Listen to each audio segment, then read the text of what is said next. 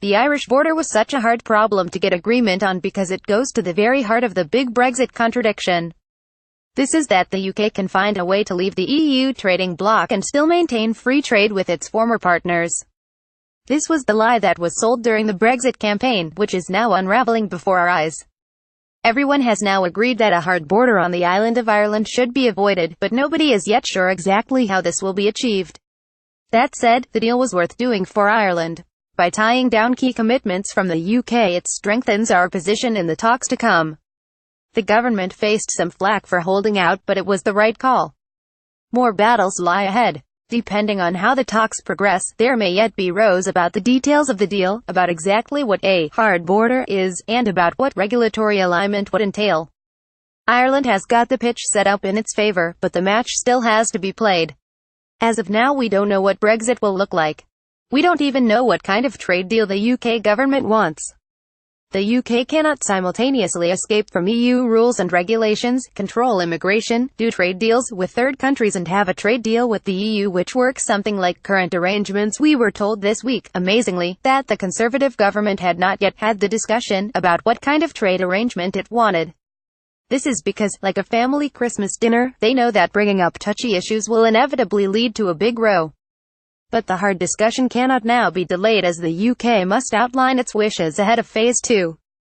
Theresa May struggled this week to keep all the plates up and spinning. But this isn't going to get any easier for her. Nigel Farage is probably right when he tweeted that Britain was now moving on to the next phase of humiliation. Before long, the Conservative government will have to decide which of the lies told during the Brexit campaign it will abandon first.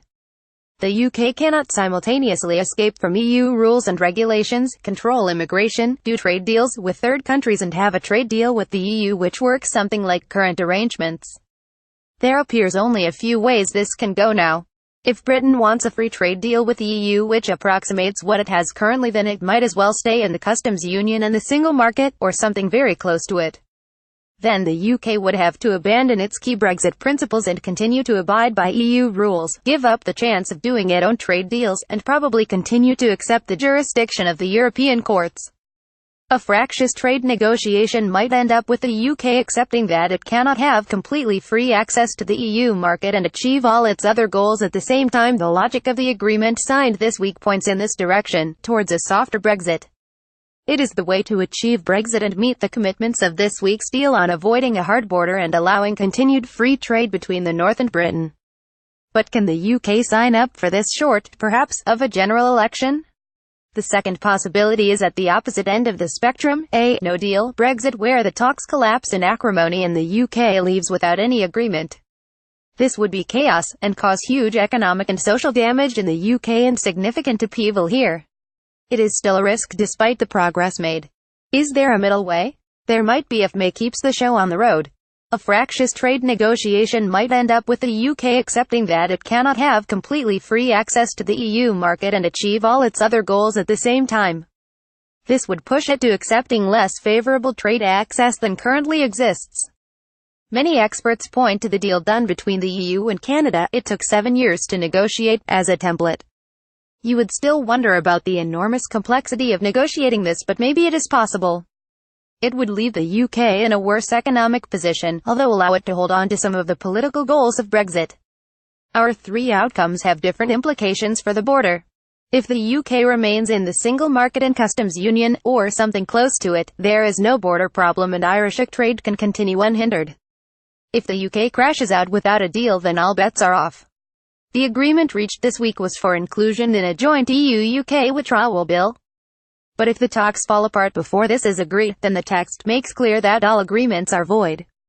The deal done this week becomes particularly relevant if the middle route is taken and the EU and UK gets into the messy territory of tearing up existing arrangements and negotiating new ones.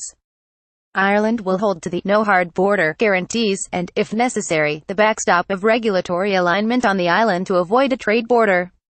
How to achieve this would be the UK's problem. This is when we might get into the rows of how you define a hard border and how to achieve it. But the next drama, you would suspect, will be played out in London. They need to tell the EU side what kind of trade deal they are looking for. Can they decide? And can the UK government hold together as the trade-offs of whatever route are chosen quickly become clear? Because, as has been made abundantly clear, the EU side is not for turning. Christmas goodwill spread by the border fudge may not last too long into 2018.